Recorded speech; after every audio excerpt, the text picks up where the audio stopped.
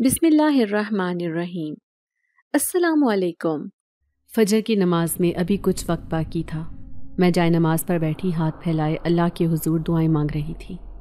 اماں کی طبیعت کچھ دنوں سے بہت زیادہ خراب تھی۔ انہیں ہر اچھے ڈاکٹر کو دکھا دیا تھا، لیکن ان کی طبیعت میں کسی قسم کا سدھار نہیں آ رہا تھا۔ حالانکہ میں خود بھی ایک ڈاکٹر تھی اور اماں کی حالت کو اچھے سے سمجھ پا رہی تھی۔ میں نے اپنے ہسپتال کے ماہر سے ماہر سرجن کو بھی اماں کی رپورٹس دکھا دی تھی، لیکن کہیں کوئی امید کی کرن نظر نہیں آ رہی تھی۔ دوائیوں سے زیادہ میں اللہ پر بھروسہ رکھتی تھی، اسی لیے دوا کے ساتھ ساتھ دعا بھی کرتی تھی۔ نہ جانے اماں کو ایسی کیا بیماری تھی جو دن بدن وہ کمزور ہی پڑتی جا رہی تھی۔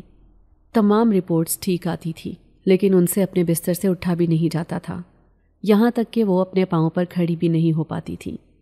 اپنی چاق و چوبند ماں کو اس طرح اس حالت میں دیکھنا میرے لیے کسی آزمائش سے کم نہیں تھا۔ اماں نے ہمیشہ میرے لاڈ اٹھائے تھے اور ہمیشہ مجھے ہر چیز میں سپورٹ کیا تھا۔ خاندان میں کوئی نہیں چاہتا تھا کہ میں آگے پڑھائی کروں، لیکن انہوں نے مجھے آگے پڑھائی کروائی اور ڈاکٹر بنوایا۔ بہت سی مشکلات کا سامنا کیا، پیسوں کی کمی، خاندان والوں کی مخالفت، ہر چیز کا۔ اس کے باوجود بھی وہ ڈٹی رہی۔ اب اتنی مضبوط ماں کو ایسی حالت میں دیکھنا کس کے لیے قابل برداشت تھا؟ اس لیے میں روزانہ کی طرح آدھی رات کو اٹھ کر تہجد کی نماز پڑھ کر اللہ کے حضور دعائیں کر رہی تھی۔ گھر میں صرف میں اور اماں ہی رہتے تھے۔ اتنا بڑا گھر تھا اور ہم 2 لوگ ہی رہ رہے تھے وہاں۔ ساتھ میں بس ملازم وغیرہ رہتے تھے جو 24 گھنٹے اماں کے پاس ہی ہوتی تھی، تاکہ کسی بھی تکلیف کی صورت میں ان کی مدد کر سکیں، کیونکہ میرا کام ہی ایسا تھا کہ نہ دن کا پتہ ہوتا تھا نہ رات کا۔ کبھی آدھی رات کو بھی ہسپتال سے کال آ جاتی تھی کہ ایمرجنسی ہے، ہسپتال آ جاؤ۔ اس لیے 2-3 ملازموں کا اماں کے پاس ہونا بے حد ضروری تھا۔ مجھے ہسپتال سے اچھی تنخواہ ملتی تھی اور ابا کی گاؤں والی زمینوں سے بھی اچھے خاصے پیسے آ جاتے تھے، یوں ہمارا اچھا گزر بسر ہو رہا تھا۔ میں نے نماز پڑھ کر جائے نماز اٹھائی اور ابھی کچن میں پانی پینے کے لیے جا ہی رہی تھی کہ اچانک سے میری نگاہ ہتھیلی پر پڑی۔ میری صاف شفاف ہتھیلی پر کچھ لکھا ہوا تھا جو کہ اندھیرے میں ٹھیک سے نظر نہیں آ رہا تھا۔ میں نے باہر آ کر لاؤنج کی لائٹ جلائی اور اپنا ہاتھ سامنے کر کے اس پر لکھی تحریر پڑھنے لگی، اور جوں ہی میں نے اس تحریر کو پڑھا میرے تو 14 تبک روشن ہو گئے، کیونکہ اس پر لکھا تھا، تم شاہ جنات کے دل کی ملکہ ہو۔ یہ پڑھ کر تو میں حیران رہ گئی کہ میری ہتھیلی پر یہ کیا لکھا ہے اور کس نے لکھا ہے۔ جب میں وضو کرنے گئی تھی تو مجھے اچھے سے یاد ہے میری ہتھیلی بالکل صاف تھی اور اس پر کچھ بھی نہیں لکھا ہوا تھا۔ اب اچانک سے یہ کیا ہو گیا، یہ کہاں سے آیا؟ میں پریشانی سے ادھر ادھر دیکھ رہی تھی، لیکن اس گھر میں اور تو کوئی تھا نہیں، نہ کوئی بچہ تھا جو ایسی حرکت کرتا، اور کوئی بچہ ایسی چیز کیوں لکھے گا؟ میں بار بار خود سے سوالات کر رہی تھی۔ پھر کچن میں آئی اور نل کھول کر اس کے نیچے میں نے اپنا ہاتھ رکھ دیا، رگڑ رگڑ کر اس تحریر کو مٹانے کی کوشش کی، مگر یہ تو مٹ ہی نہیں رہی تھی۔ میں سخت پریشانی میں مبتلا ہو گئی تھی۔ ایک تو نہ جانے کس نے یہ لکھا، دوسرا یہ مٹ ہی نہیں رہی۔ میں جو پانی پینے آئی تھی اپنی پیاس بھول کر اب اس کو مٹانے کے مشن میں مگن ہو گئی تھی۔ مجھے پریشانی بھی ہو رہی تھی اور تھوڑی میں فطری طور پر بزدل بھی تھی، اس لیے جلدی خوفزدہ ہو جاتی تھی۔ ابھی میں نل کے نیچے رکھے اپنے ہاتھ کو دھونے کی کوشش ہی کر رہی تھی کہ اچانک سے میری نگاہ کچن کی کھڑکی سے نظر آتے سامنے لان پر پڑی، اور وہاں اسے دیکھ کر تو میری حالت خراب ہو گئی اور میں وہیں چکرا کر بے ہوش ہو کر گر پڑی۔ میرا نام کرن ہے اور میں پیشے کے لحاظ سے ایک ڈاکٹر ہوں۔ ایک چھوٹے سے گاؤں میں پیدا ہوئی تھی۔ ہم لوگ گاؤں کے زمیندار تھے۔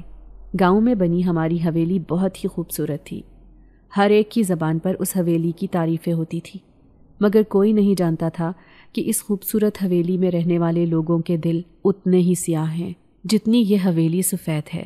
حویلی والوں کے رویوں سے تنگ آ کر ہی تو میں نے اور اماں نے حویلی چھوڑ دی تھی۔ یہ حویلی دراصل میرے دادا کی تھی اور دادا کے بعد اب میرے ابا اور چچا کے حصے میں آئی تھی۔ جب تک ابا زندہ تھے تب تک تو چاچا نے اپنی اصل حقیقت ہمارے سامنے آنے ہی نہیں دی تھی۔ ابا بڑے تھے اس لیے سب کچھ انہی کے کنٹرول میں رہتا تھا، تمام زمینیں اور باقی کاروباری معاملات، مگر چاچا دل ہی دل میں اس بات کا تہیہ کیے بیٹھے تھے کہ ایک نہ ایک دن ان تمام چیزوں کو ہتھیا لیں گے اور ہم سب کو بے دخل کر دیں گے۔ اس منصوبے پر کام کرنے کے لیے انہیں صرف ایک موقع کی ضرورت تھی جو انہیں قدرت نے دے دیا۔ دراصل گاؤں میں جو زمینیں تھیں وہ آدھی سے زیادہ ابا اور چاچا کی ملکیت ہی تھی، باقی گاؤں کے لوگوں کی تھی۔ ابا گاؤں کے لوگوں کو پریشان کرنا بالکل بھی پسند نہیں کرتے تھے اور ان کی ہر چیز میں مدد کرتے تھے۔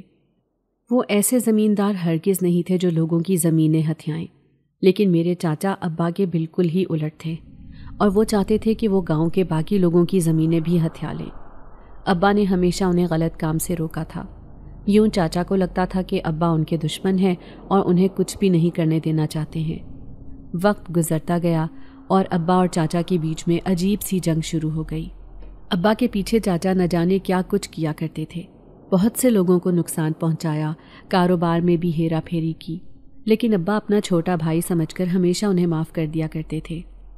ایک دن ابا کی ہارٹ اٹیک سے اچانک موت ہو گئی۔ اس حادثے نے ہم سب کو توڑ کر رکھ دیا تھا۔ اب چاچا کو کھلم کھلا اپنی منمانی کرنے کا موقع مل گیا تھا۔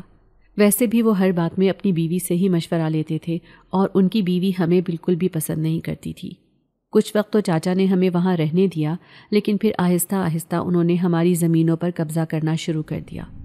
یہ دیکھ کر اماں نے جب ان سے سوالات کیے کہ ہماری زمینوں پر کیوں قبضہ کر رہے ہو، تو چاچا نے اماں سے کہا کہ اگر تم لوگ یہاں رہنا چاہتے ہو تو خاموشی سے رہو، ورنہ میں دھکے دے کر یہاں سے نکال دوں گا۔ ان کی بیوی اس سب میں ان کا ساتھ دے رہی تھی۔ اماں نے جب دیکھا کہ یہ سب مل کر ہمارے خلاف ہو گئے ہیں تو انہوں نے گاؤں میں پنچایت بٹھا دی، لیکن پنچایت میں بھی چاچا نے اپنے بندے بٹھائے ہوئے تھے، جس کی وجہ سے ہم سب کچھ ہار گئے۔ ہمارے پاس اور کوئی راستہ نہیں بچا تھا سوائے حویلی چھوڑ دینے کے، لیکن میں اس بات پر راضی نہیں تھی۔ اماں سے میں نے کہا کہ اس حویلی کو چھوڑ کر جانا واحد حل نہیں ہے، یہ میرے ابا کی حویلی ہے، ان کا بھی اس پر حق تھا، میں کبھی بھی حویلی چھوڑ کر نہیں جاؤں گی۔ اماں تھوڑی سلاجو قسم کی عورت تھیں، اس لیے انہوں نے مجھے موقع کی نزاکت دیکھتے ہوئے سمجھایا کہ ہمیں یہاں سے جانا ہی پڑے گا۔ میرے بھائی شہر میں رہتے ہیں، وہ ہماری مدد کرنے کو تیار ہیں۔ جب ہم شہر جائیں گے تو میں تمہیں کسی اچھے اسکول میں داخلہ دلوا دوں گی۔ میں چاہتی ہوں کہ تم پڑھ لکھ کر اپنے باپ کا نام روشن کرو۔ یہ بات تو ٹھیک تھی، لیکن میں ابا کی حویلی کیسے چھوڑ سکتی تھی؟ یہاں پر میرے بچپن کی بہت سی یادیں تھیں، جو وقت میں نے اپنے ابا کے ساتھ گزارا تھا۔ یہ میرے لیے بہت مشکل تھا، لیکن اماں کی بات ماننی ہی پڑی کیونکہ اور کوئی راستہ نہیں تھا۔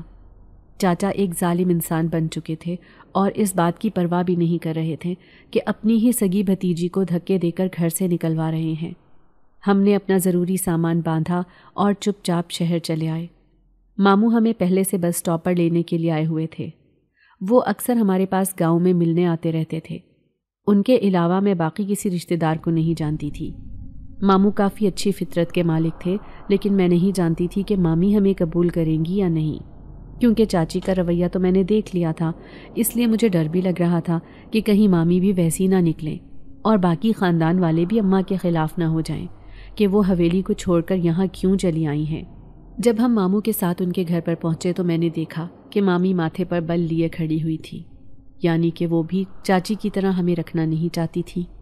یہ دیکھ کر میرے دل کو دھچکا لگا اور بہت ہی زیادہ افسوس بھی ہوا۔ ابا کے جانے کے بعد کوئی بھی ہمیں رکھنے کو تیار نہیں تھا۔ ماموں تو ہمیں لے کر آ گئے تھے، لیکن آگے پتہ نہیں کوئی ہمیں رہنے دے گا یا نہیں۔ یہ میرے نانا لوگوں کا گھر تھا اور کافی بڑا تھا، مگر یہ ہماری حویلی جیسا نہیں تھا۔ یہاں پر سب مل کر ہی رہتے تھے۔ میری بڑی خالہ اپنے شوہر اور بچوں کے ساتھ سب سے اوپر والے پورشن میں رہتی تھی۔ پتہ نہیں وہ اپنے سسرال میں کیوں نہیں رہتی تھی۔ اور اس کے بعد میرے 3 ماموں، ان کی بیویاں اور بچے اس گھر میں رہ رہے تھے۔ میرے نانا نانی بھی زندہ تھے۔ زیادہ تو ان لوگوں سے ملاقات نہیں ہوتی تھی، ان میں سے بہت سے رشتہ داروں کو میں نے صرف ابا کی وفات والے دن ہی دیکھا تھا، جو ان کے جنازے پر آئے ہوئے تھے، اور میں اس وقت غم میں اتنی ڈوبی ہوئی تھی کہ کسی سے ٹھیک سے مل بھی نہیں پائی تھی۔ اور اب جب سب سے مل رہی تھی تو حیران رہ گئی کہ اتنے سارے میرے رشتہ دار ہیں اور مجھے پتہ ہی نہیں ہے، کیونکہ اماں کبھی بھی گاؤں سے شہر آتی ہی نہیں تھی۔ ان کا زیادہ وقت حویلی میں ہی گزرتا تھا، ورنہ شاید میں ان سب سے مل پاتی۔ ماموں خود ہی چکر لگاتے رہتے تھے، انہیں اماں سے بہت زیادہ محبت تھی، اور وہ دونوں جڑواں بہن بھائی تھے، ورنہ باقی لوگوں کو بھی اماں سے کوئی خاص لگاؤ نہیں تھا۔ اس کی وجہ میں ہرگز بھی نہیں جانتی تھی۔ مجھے ڈر لگ رہا تھا کہ کوئی مجھے یہاں قبول کرے گا یا نہیں۔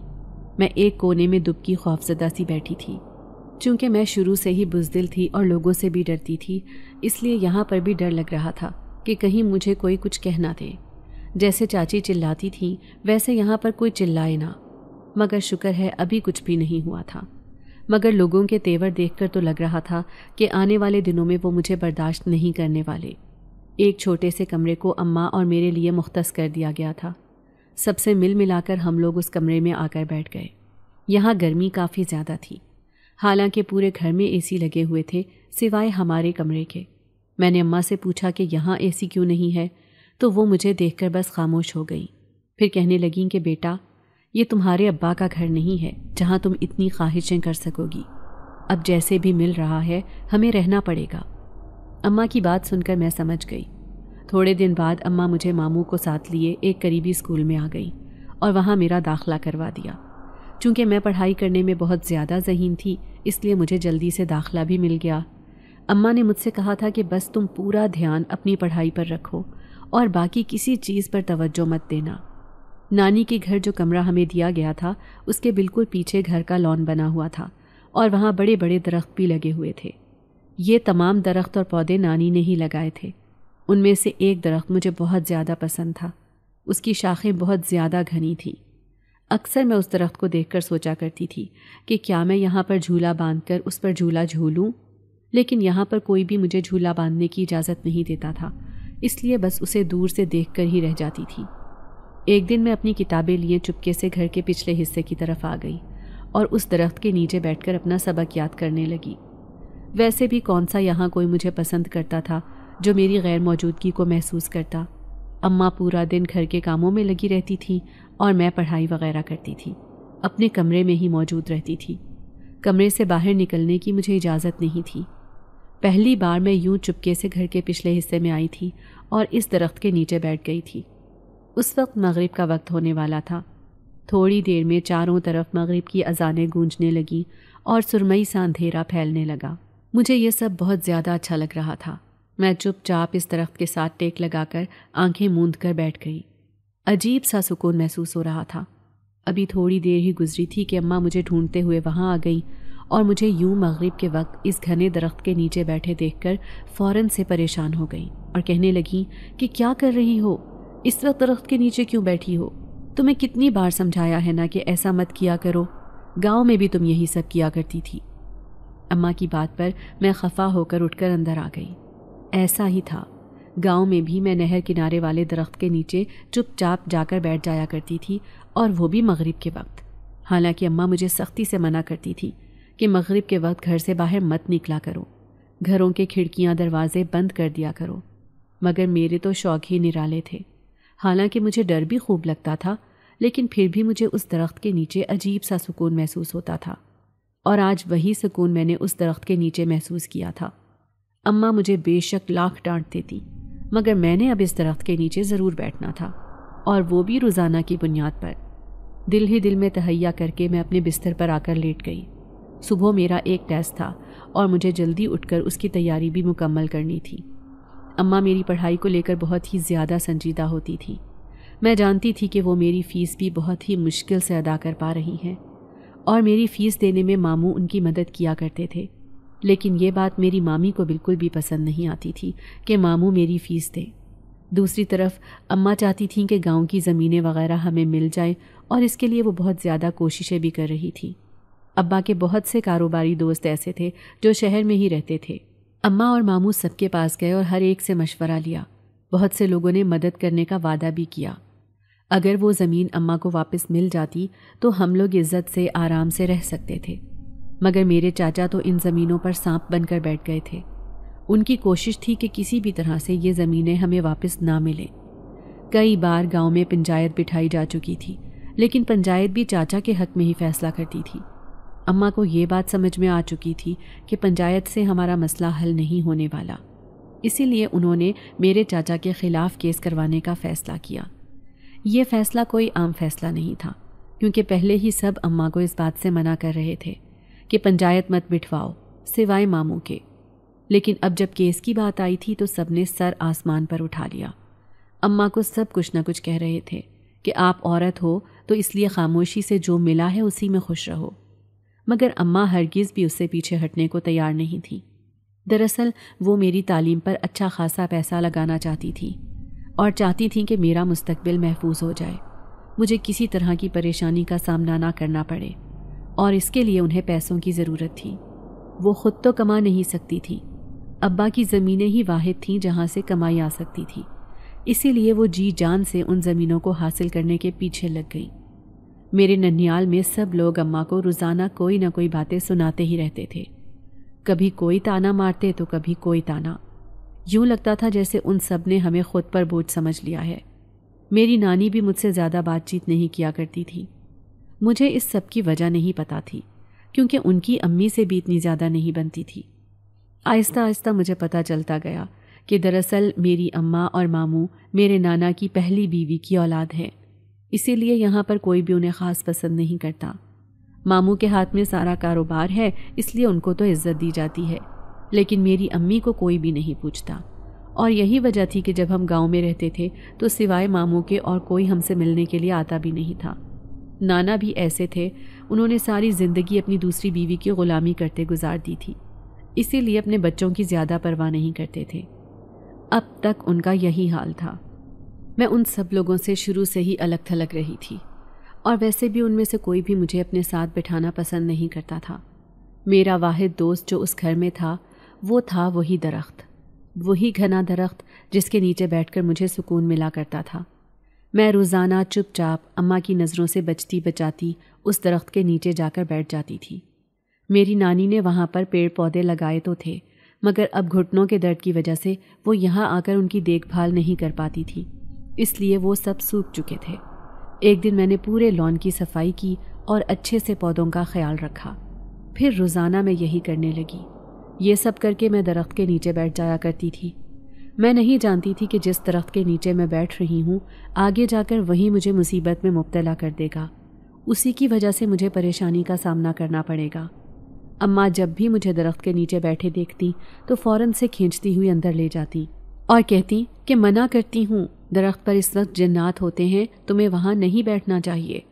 میں اماں کی بات سن کر ڈر بھی جاتی تھی، کیونکہ جنات وغیرہ سے مجھے خوف محسوس ہوتا تھا۔ گاؤں میں بہت سے قصے سن رکھے تھے، اور مجھے یاد ہے گاؤں میں ایک لڑکی تھی جو ہر وقت چیختی چلاتی رہتی تھی، اور لوگ کہتے تھے کہ اس کے اوپر جنات کا سایہ ہے۔ میں ہمیشہ سے اس بات کے تجسس میں مبتلا رہی تھی کہ جنات کیسے ہوتے ہیں، کیا وہ ہمیشہ نقصان ہی پہنچاتے ہیں؟ جتنی میں ڈرپوک تھی اتنی زیادہ ہارر موویز دیکھنے کی شوقین بھی تھی۔ جی بھر کر ہارر موویز دیکھتی تھی اور ساتھ میں چیخیں بھی مارتی تھی، مگر یہ سب میں ابا کے زندہ ہوتے ہوئے اپنی حویلی میں ہی کر پاتی تھی۔ یہاں آ کر تو یہ سہولتیں بھی چھن گئی تھی۔ ٹی وی تو صرف اور صرف لاؤنج میں ہی تھا، جسے پورا دن میرے کزنز ہی دیکھتے رہتے تھے، مجھے کبھی دیکھنے کا موقع ملتا ہی نہیں تھا۔ میرا جب کالج ختم ہوا تو میں نے اماں سے کہا کہ میں آگے پڑھائی روک دیتی ہوں، کیونکہ ابھی تک ہمارے پاس اتنے پیسے جمع نہیں ہوئے تھے کہ میں آگے پڑھائی وغیرہ کر پاتی۔ اب تک کی پڑھائی میں یا تو ماموں مدد کر رہے تھے یا اماں نے اپنے زیورات بیچ کر میری پڑھائی کا خرچہ اٹھایا تھا، لیکن اماں کی خواہش تھی کہ وہ مجھے ڈاکٹر بنائے۔ میرا رجحان بھی میڈیکل کی طرف ہی تھا، لیکن اس کے لیے پیسے کی ضرورت تھی جو کہ ہمارے پاس تھا ہی نہیں۔ اب اماں نے ماموں کی مدد سے چاچا کے اوپر کیس کروا دیا۔ جب مامی اور نانا نانی کو یہ بات پتہ چلی تو انہوں نے خوب تماشا کیا اور کہا کہ کس کی اجازت سے یہ سب کیا ہے تم دونوں بہن بھائیوں نے، نہ جانے تم لوگ خود کو کیا سمجھتے ہو۔ لیکن وہ دونوں ڈٹے رہے۔ چاچا نے بہت بار آ کر ہمیں دھمکانے کی کوشش کی اور کہا کہ کیس واپس لے لو، میں تم لوگوں کو زمینوں کا تھوڑا سا ٹکڑا دینے کو تیار ہوں۔ چاچا ڈر گئے تھے، کیونکہ واقعی میری زمینیں میرے ابا کی ہی تھیں، اور وہ جانتے تھے کہ وہ چند ہی پیشیوں میں اس کیس کو ہار جائیں گے۔ اماں نے کسی طرح سے ابا کے وکیل سے بھی رابطہ کر لیا تھا، اور ان کے پاس ان زمینوں کے تمام اصلی کاغذات موجود تھے، اور انہی کی مدد سے یہ کیس دائر کروایا گیا تھا۔ اماں نے ویسے تو اپنا سارے کا سارا زیور بیچ دیا تھا، لیکن ابا نے شادی کی پہلی رات انہیں جو انگوٹھی دی تھی منہ دکھائی کے تحفے میں، وہ بہت ہی قیمتی اور مہنگی تھی۔ اماں تو میری پڑھائی کے لیے اسے بھی بیچنے کو تیار تھی، مگر میں نے اماں کو سختی سے منع کر دیا اور کہا کہ ہرگز نہیں، چاہے کچھ بھی ہو جائے آپ اس انگوٹھی کو نہیں بیچیں گی، یہ ابا کا آخری تحفہ بچا ہے، اب آپ ایسا ہرگز مت کرنا، اسے بیچنے کا سوچنا بھی مت۔ میرے منع کرنے کے بعد اماں نے کہا کہ ٹھیک ہے، لیکن بتاؤ میں تمہاری پڑھائی کے لیے کیا کروں؟ آگے تمہیں میڈیکل کالج میں داخلہ دلوانا چاہتی ہوں اور اس کے لیے اچھے خاصے پیسوں کی ضرورت ہے۔ پتہ نہیں تمہارے ابا کی زمینیں ہمیں کب تک ملیں گی اور ان سے کب پیسے آئیں گے۔ میں نے اماں سے کہا کہ آپ صبر کریں اور اللہ پر بھروسہ رکھیں، جلد ہی کچھ نہ کچھ ہو جائے گا۔ انہی دنوں میرے انٹری ٹیسٹ کی تاریخ بھی آنے والی تھی اور اماں نے میرے پیسے بھی جمع کروانے تھے۔ پتہ نہیں انہوں نے ماموں کی مدد سے پیسوں کا بندوبست کہاں سے کیا، لیکن بہرحال میں نے اپنا انٹری ٹیسٹ دے دیا تھا۔ ٹیسٹ میں کافی اچھا دے کر آئی تھی اور مجھے امید تھی کہ مجھے داخلہ مل جائے گا۔ دوسری طرف اماں کیس کے سلسلے میں لگی ہوئی تھی اور پھر اماں کی یہ محنت اور لگن رنگ لائی۔ ایک دن کورٹ نے فیصلہ کیا اور ابا کی زمین ہمیں واپس مل گئی۔ یہ جان کر تو اماں کی خوشی کی کوئی انتہا نہ رہی تھی۔ اور پھر میں نے اپنے رشتہ داروں کا اصل رنگ دیکھا، ایک لالچی رنگ۔ جیسے ہی گھر میں سب کو پتہ چلا کہ زمینیں ہمیں واپس مل گئی ہیں، یعنی کہ ہمارے پاس اچھا خاصا پیسہ آ گیا ہے، تو مامی اور باقی سب لوگوں کا رویہ اماں کے ساتھ فوراً سے بدل گیا۔ اب وہ بہت ہی اچھے سے پیش آ رہے تھے۔ یہ سب دراصل دولت کا کمال تھا جو ابھی ابھی ہمارے ہاتھ لگی تھی۔ اماں نے میرا میڈیکل کالج میں ایڈمیشن کروا دیا۔ میں بہت ہی اچھے سے پڑھائی وغیرہ کرنے لگی۔ میں اپنی پڑھائی میں مصروف تھی اور یہ نہیں جانتی تھی کہ گھر میں کیا چل رہا ہے۔ میری بڑی مامی جو ہمیشہ سے مجھ سے نفرت کرتی تھی، اب انہوں نے اماں سے کہا تھا کہ میں اپنے بیٹے کی منگنی تمہاری بیٹی سے طے کرنا چاہتی ہوں۔ یہ سن کر اماں پریشان ہو گئیں۔ وہ جانتی تھیں کہ مامی لالچ میں یہ سب کر رہی ہیں اور ماموں کو بھی اس بات کا اچھے سے اندازہ تھا، اسی لیے اماں نے فوراً سے منع کر دیا اور کہا کہ نہیں، میری بیٹی فی الحال پڑھ رہی ہے۔ دوسری طرف میرے چاچا بھی اپنے بیٹوں کے ساتھ میرا رشتہ طے کرنے کے لیے دل و جان سے پوری کوشش کر رہے تھے۔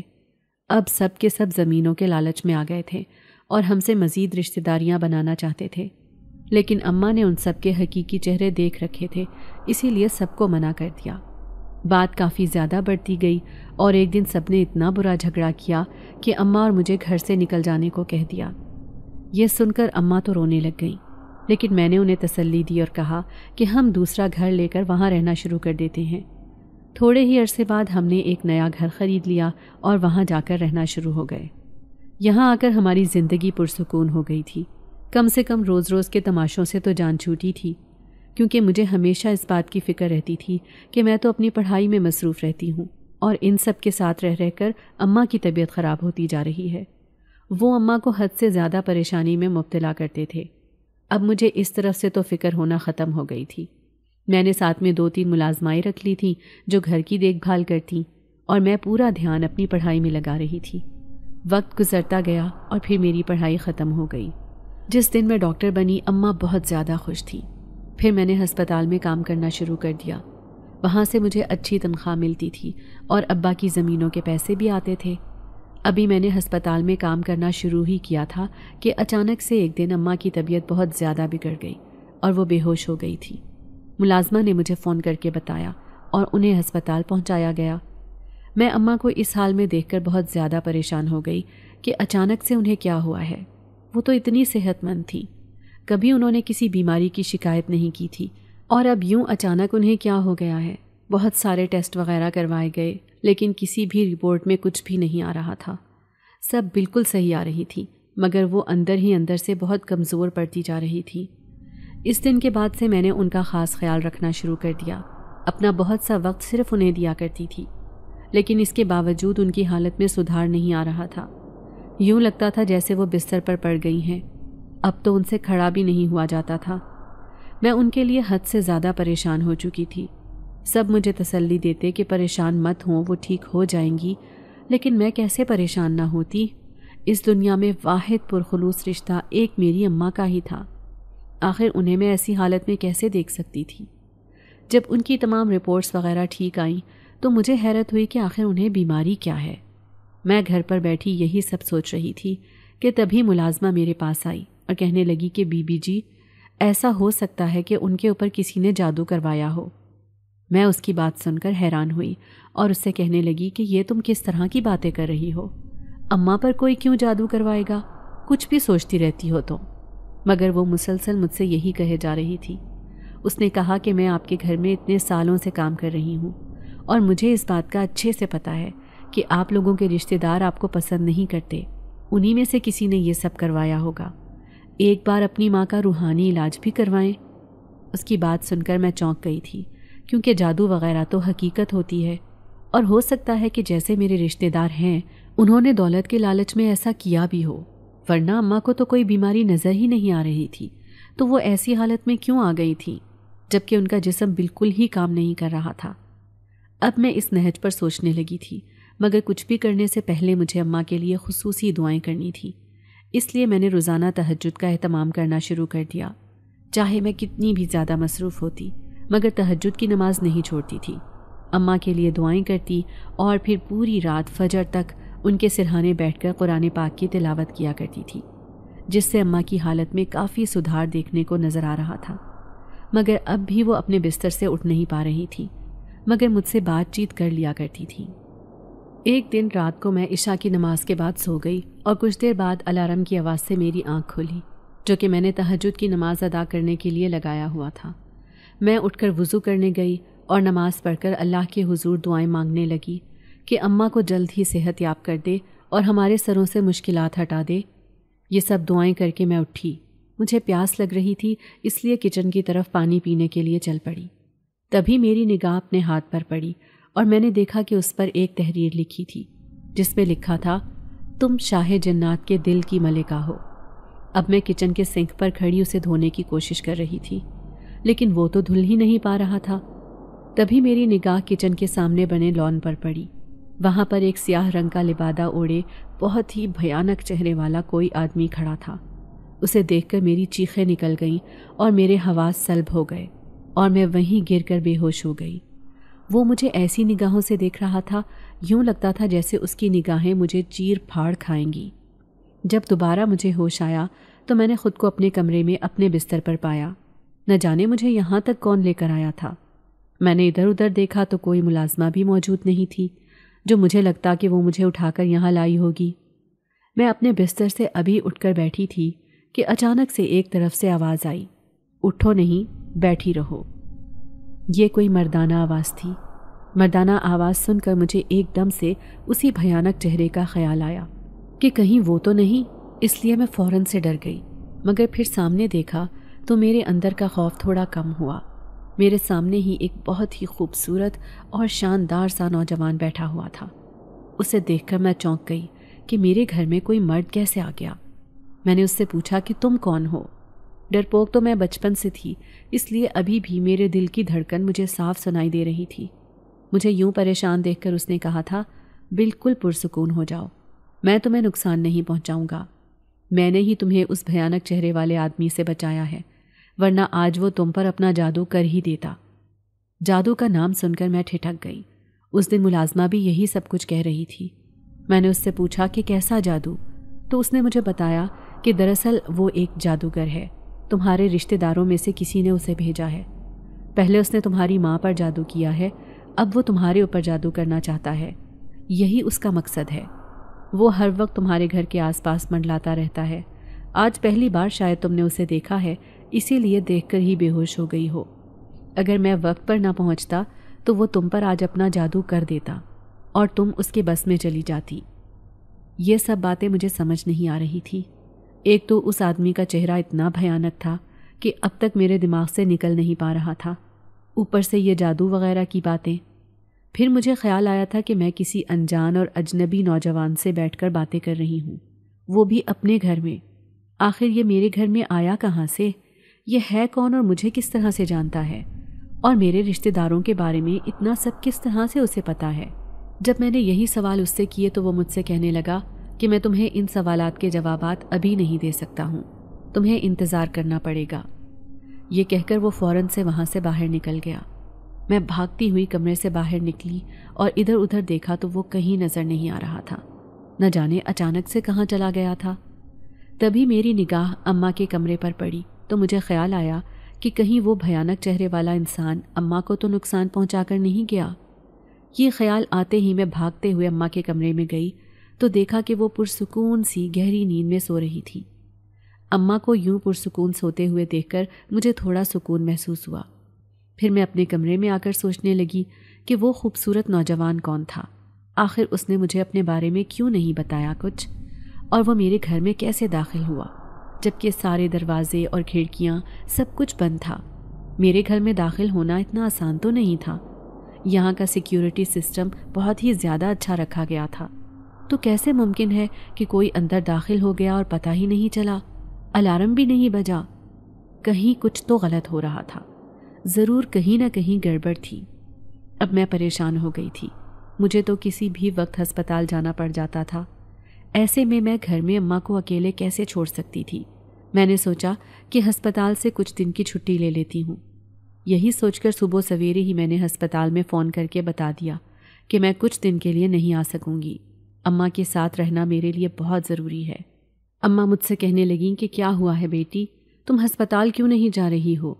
میری فکر مت کرو، ملازمہ میرا اچھا خیال رکھتی ہے، لیکن میں انہیں حقیقت بتا کر پریشان نہیں کرنا چاہتی تھی۔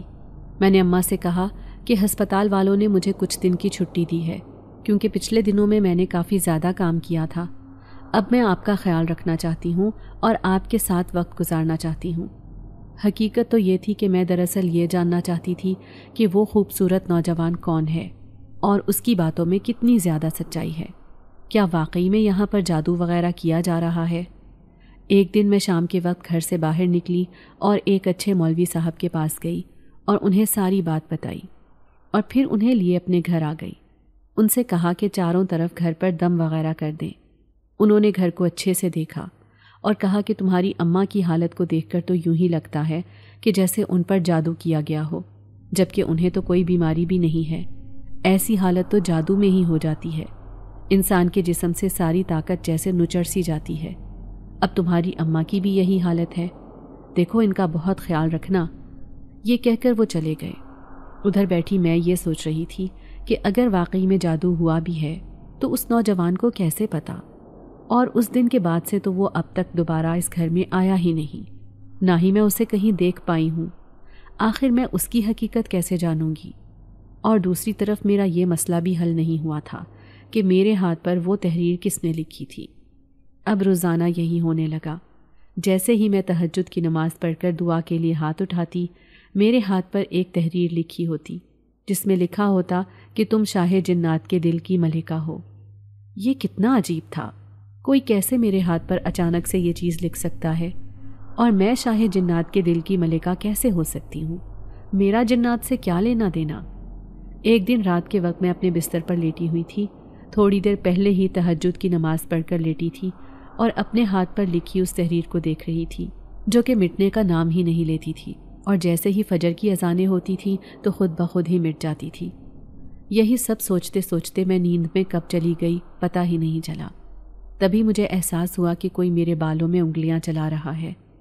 اپنے بالوں میں کسی کی سرسراتی انگلیوں کا لمس محسوس کر کے میں نے ایک دم سے آنکھیں کھولی، اور جیسے ہی آنکھیں کھولیں اپنے سامنے اس خوبصورت نوجوان کو بیٹھے دیکھا۔ اتنے دن بعد وہ آیا تھا، اسے دیکھ کر میں چونک گئی اور فوراً سے سیدھی ہو کر بیٹھ گئی، اپنا دوپٹہ سر پر لیا اور اس سے کہنے لگی کہ تم کون ہو اور دوبارہ سے یہاں پر کیوں آ گئے ہو؟ آخر تم میرے گھر میں داخل کیسے ہوتے ہو؟ اس نے میرے سوالات چپ چاپ سنے، پھر مجھ سے کہا کہ تم اس جادوگر کی وجہ سے پریشان تھی نا، آج سے وہ تمہیں پریشان کرنے کے لیے نہیں آئے گا، نہ ہی تمہاری اماں پر جادو کر سکے گا اور نہ ہی تم پر کرنے کی کوشش کرے گا۔ اس کی بات سن کر مجھے حیرت ہوئی اور خوشی بھی، کم سے کم اماں کو اس کے جادو سے نجات تو مل جائے گی۔ لیکن حیرت کی بات تو یہ تھی کہ آخر اس نوجوان کو یہ سب کیسے پتا، اور وہ اتنے وثوق سے یہ بات کیسے کہہ سکتا تھا؟ میں ان سب باتوں کے جوابات جاننا چاہتی تھی، لیکن مسئلہ یہ تھا کہ جب بھی میں اس سے کوئی بات پوچھتی تو وہ مجھے ٹھیک سے جواب نہیں دیتا تھا، بلکہ بات کو ٹال دیتا تھا، اور اب بھی وہ ایسا ہی کر رہا تھا۔ تھوڑی دیر بعد وہ پہلے کی طرح ہی وہاں سے غائب ہو گیا۔ جیسے ہی میں اٹھ کر باہر گئی اور اسے دیکھنا چاہا تو وہ مجھے کہیں نظر نہیں آ رہا تھا۔ یہ بہت عجیب تھا، لیکن ایک اچھی بات یہ ہوئی کہ اس دن کے بعد سے اماں کی حالت میں کافی بہتری آنا شروع ہو گئی، وہ اب بستر سے بھی اٹھ پا رہی تھی۔ یہ دیکھ کر تو میری خوشی کی کوئی انتہا نہ رہی۔ اس نوجوان نے جو کہا تھا وہ سچ ثابت ہو رہا تھا۔ اب تو مجھے اس بات کا مزید تجسس ہو رہا تھا کہ وہ ہے کون اور کب مجھے اپنے بارے میں حقیقت بتائے گا۔ میں روزانہ اس کا انتظار کرتی، لیکن اتنے دن ہو گئے تھے وہ آیا ہی نہیں تھا۔ اس کی جب خود کی مرضی ہوتی تھی وہ تبھی آتا تھا، اور میرے پاس اس سے رابطہ کرنے کا کوئی ذریعہ نہیں تھا۔ اب میں واپس ہسپتال جانا شروع ہو گئی تھی۔ ایک دن ہسپتال میں میری نائٹ ڈیوٹی لگی تھی۔ میں اپنی سیٹ پر بیٹھی اماں کے بارے میں ہی سوچ رہی تھی، تبھی اچانک سے مجھے وہاں کسی کے موجود ہونے کا احساس ہوا۔ میں نے مڑ کر دیکھا تو میرے پیچھے وہی نوجوان کھڑا تھا۔ اسے ہسپتال میں دیکھ کر تو میری آنکھیں پھیلی کی پھیلی رہ گئیں۔ آخر وہ اس ہسپتال میں کیا کر رہا ہے؟ جہاں میں جاتی ہوں میرے پیچھے پیچھے آ جاتا ہے۔ اسے کیسے پتہ چلتا ہے کہ میں اس وقت کہاں موجود ہوں؟ کہیں یہ میرا پیچھا تو نہیں کرتا، یا یہ کوئی جاسوس وغیرہ تو نہیں ہے؟ یہ سب سوچ کر میں فوراً سے اپنی کرسی سے اٹھ کھڑی ہوئی اور اس سے کہنے لگی کہ تم یہاں پر؟ میرے لہجے میں حیرت دیکھ کر وہ مسکرا اٹھا اور کہنے لگا کہ چپ کر کے بیٹھ جاؤ، میں تمہیں کوئی نقصان نہیں پہنچاؤں گا۔ تم ہمیشہ سے جاننا چاہتی تھی نا کہ میں کون ہوں، تو آج تمہارے سوال کا جواب دینے کے لیے میں تیار ہوں۔ اور ہاں، تمہاری ہتھیلی پر لکھی اس تحریر کا جواب بھی میرے ہی پاس ہے۔ اس کی بات سن کر میں نے حیرت سے اپنی ہتھیلی دیکھی اور پھر اس نوجوان سے کہا کہ تمہیں کیسے پتہ یہ سب؟ وہ بولا، اتنے سوال مت کرو، کچھ دیر میں تمہیں تمہارے تمام سوالات کے جوابات مل ہی جائیں گے، لیکن اس کے لیے تمہیں میرے ساتھ چلنا ہوگا۔ میں نے اس سے کہا کہ میں اس وقت اپنی ڈیوٹی پر ہوں اور میں آدھی رات کو تمہارے ساتھ کہاں جا سکتی ہوں، اور میں تم پر بھروسہ بھی کیوں کروں جبکہ میں تو تمہیں جانتی بھی نہیں ہوں۔ نوجوان مسکرا کر بولا، کیا میں نے تمہیں نہیں بتایا تھا کہ تمہاری ماں پر جادو کروایا گیا ہے، اور یہ بھی بتایا تھا کہ ان کے اوپر جادو کروانے والا اب نہیں رہا اور تمہاری ماں ٹھیک ہو جائیں گی؟ کیا میری تمام باتیں سچ ثابت نہیں ہوئیں؟ اس کی بات سن کر میں خاموش ہو گئی تھی، کیونکہ اس میں کوئی شک نہیں تھا کہ اس نے جو کچھ کہا تھا وہ بالکل صحیح تھا۔ لیکن اس سب کے باوجود بھی میں اس پر بھروسہ کر کے اس کے ساتھ آدھی رات کو کہیں جا نہیں سکتی تھی۔ ایسا کرنا ٹھیک نہیں تھا، مگر پھر تجسس ہر ڈر اور ہر خوف پر حاوی ہو گیا اور پھر میں نے اس کے ساتھ جانے کا فیصلہ کیا۔ میں نے نرس کو کہا کہ میں کچھ دیر کسی کام سے باہر جا رہی ہوں۔ وہ عجیب نظروں سے مجھے دیکھ رہی تھی۔ مجھے لگا کہ شاید اس نوجوان کو دیکھ کر ایسا کر رہی ہو، لیکن حیرت تو مجھے تب ہوئی جب اس نے اس نوجوان کے بارے میں مجھ سے ایک بھی سوال نہیں کیا۔ یوں لگ رہا تھا جیسے وہ صرف اور صرف مجھے ہی دکھ رہا ہے۔ اس نے مجھ سے کہا کہ آپ اتنی رات کو کہاں جا رہی ہیں؟ کیا آپ کی امی کی طبیعت ٹھیک ہے؟ میں نے اس سے کہا کہ ہاں، اماں کی طبیعت تو ٹھیک ہے، لیکن پھر بھی مجھے کسی کام سے جانا ہے، میں جلد ہی واپس آ جاؤں گی۔ یہ کہہ کر میں چپ چاپ باہر نکل آئی اور اس نوجوان کے ساتھ پارکنگ میں آ گئی جہاں پر میری گاڑی کھڑی تھی۔ گاڑی میں بیٹھ کر میں نے اس سے پوچھا کہ ہمیں کہاں جانا ہے۔ وہ بولا، تم چلتی جاؤ، میں تمہیں راستہ سمجھاتا جاؤں گا۔ اور پھر اس نے مجھے گاڑی جس راستے کی طرف موڑنے کو کہی تو اس راستے کو دیکھ کر تو میں فوراً سے پریشان ہو گئی۔ میں نے کہا کہ تم مجھے وہاں کیوں لے جانا چاہ رہے ہو، حالانکہ اتنے سالوں سے ہم وہاں نہیں گئے ہیں۔ تم جانتے ہو کہ کوئی ہمیں وہاں پر پسند نہیں کرتا۔ مگر وہ نوجوان مسلسل مجھے مجبور کر رہا تھا کہ اسی طرف چلو، تمہیں تمہارے سوالات کے جوابات وہیں ملیں گے۔ بہرحال اس کے کہنے پر تجسس کے مارے میں اسی راستے کی طرف مڑ گئی۔ تھوڑی دیر بعد ہم ایک بڑے سے گھر کے سامنے کھڑے تھے۔ وہ چپ چاپ مجھے لیے اندر داخل ہوا۔ میں حیران ہوئی کہ رات کو اس پہر یہ دروازہ کھلا کیسے ہے، حالانکہ یہ دروازہ تو ہمیشہ بند ہی رہا کرتا تھا۔ چوکیدار کے علاوہ یہ دروازہ کوئی نہیں کھول سکتا تھا، مگر اس پہر مجھے دور دور تک کوئی چوکیدار بھی نظر نہیں آ رہا تھا۔ وہ مجھے ساتھ لیے گھر کے پچھلے حصے کی طرف آیا۔ سارے پودے سوکھ چکے تھے اور یوں لگتا تھا جیسے چمن اجڑ گیا ہے۔ میں حیرت سے آس پاس دیکھ رہی تھی۔ تبھی وہ مجھے ساتھ لیے اس گھنے درخت کے نیچے آ کھڑا ہوا۔ درخت کے نیچے کھڑے ہوئے 2 ہی منٹ گزرے تھے کہ اس نے مجھے بتایا کہ میں دراصل ایک جن زاد ہوں، شہنشاہ جنات میں ہی ہوں، اور تم میرے دل کی ملکہ ہو۔ میں چاہتا ہوں کہ تم میرے ساتھ ہی رہو، اور اگر تم میرے ساتھ نہیں رہنا چاہتی تو میں روزانہ تم سے ملنے آیا کروں گا۔ جب تم پہلی بار اس درخت کے نیچے آئی تھی، اسی دن میں نے تم پر اپنا دل ہار دیا تھا۔ اس دن کے بعد سے میں چاہتا ہوں کہ تم میرے ساتھ ہی رہو۔ میں جانتا تھا کہ تمہاری ماں پر ایک جادوگر تمہارے رشتہ داروں کے کہنے پر جادو کروا رہا ہے، اور تمہارے لیے ہی میں نے اس جادوگر کو مار دیا۔ روزانہ تمہاری ہتھیلی پر وہ تحریر میں ہی لکھا کرتا تھا تاکہ تمہیں یاد رہے کہ تم میری ہو۔ اس کی آنکھوں میں اپنے لیے محبت دیکھ کر اور اس کی حقیقت کو جان کر میں تو خوف سے کانپنے لگی۔ میں نے کبھی نہیں سوچا تھا کہ ایک جن ذات مجھ سے محبت کرے گا، اور وہ بھی اس درخت کی وجہ سے۔ میں نفی میں سر ہلاتی الٹے قدموں وہاں سے باہر بھاگ نکلی تھی، لیکن میں جانتی تھی کہ اب میں کبھی بھی اس سے پیچھا نہیں چھڑوا سکوں گی۔ وہ زندگی بھر میرے ساتھ ہی رہے گا اور مجھے کبھی کسی اور کا ہونے نہیں دے گا۔ اگر آپ کو آج کی ہماری کہانی پسند آئی ہے تو اسے لائک کیجیے اور اپنے پیاروں کے ساتھ شیئر کیجیے، اور ہاں، اگر آپ نے ابھی تک ہمارا چینل سبسکرائب نہیں کیا تو ضرور کیجیے۔